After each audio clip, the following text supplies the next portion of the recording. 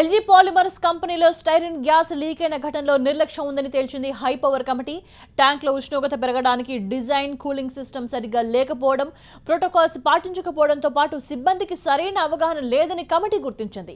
CM జగన్ను కలిసిన committee 350 పేజీలతో నివేదికను అందించింది.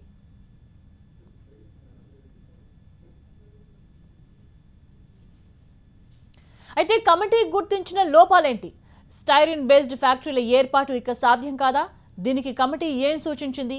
ఎల్జీ పాలిమర్స్ పరిసరాల్లో పండించిన పంటలు తినొచ్చా? దీనిపై high power committee chairman Nirab Kumar ఏమంటున్నారు? మా ప్రతినిధి Kiran face to face. Visakha gas లీక్కి సంబంధించి 350 పేజీలతో నివేదికను సమర్పించింది హైపవర్ కమిటీ. ప్రస్తుతం high power committee chairman Nirab Kumar Prasad ప్రస్తుతం అంతా ఉన్నారు. సార్, ప్రధానంగా చెప్పండి, ఈ గ్యాస్ లీక్ ఘటన నుంచి ప్రభుత్వాలు కానీ నియంత్రణ మండళ్ళు కానీ ఏం నేర్చుకోవాల్సింది ఉంది? No, there is lot to learn. If you want to know what is to be learned, ante we have see, there is one is individual mistakes. We have brought out all the individual mistakes in the report.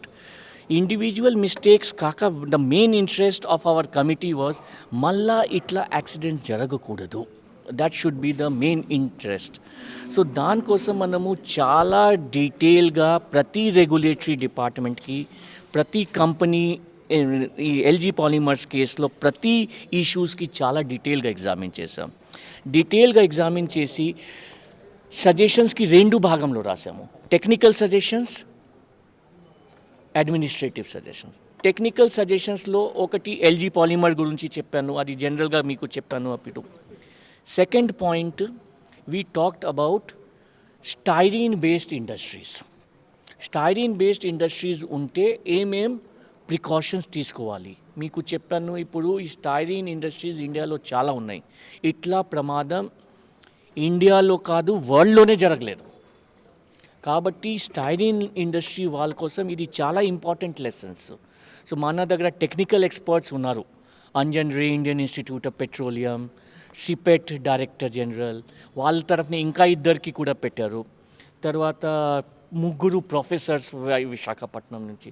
So ఈ అందరూ మనము మొత్తం styrene based ఇండస్ట్రీస్కి మనము examine చేసి ఈ safety steps తీసుకుంటే బాగుంటుంది అని మనము ఇక్కడ రాయటం జరిగింది.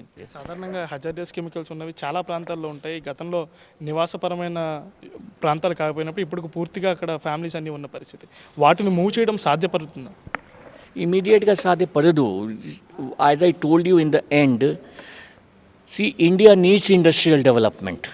If we say that India does not need industrial development, then we can say all these things. But India needs industrial development. India needs employment. So we need industrial development, and we need safety, and we need environment protection.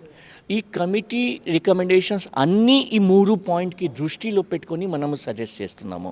So what we are saying is, if you are a hazardous industry, you must do these things. దానిలో కొన్ని additional conditions పెట్టాము. Residential ఏరియాలో ఉంటే ఇంకా అదనపుగా conditions పెట్టాము.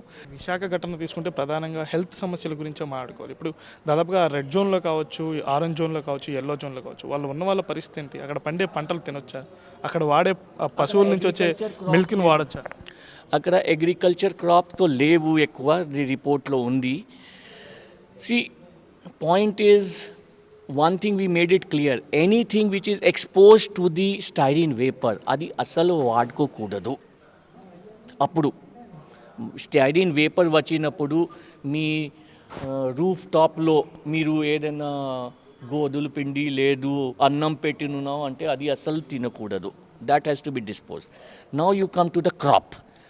ఆ క్రాప్కి మళ్ళీ స్టైరీన్ వేపర్ పడిన ఉంటే definitely it would not be useful, better to dispose it of.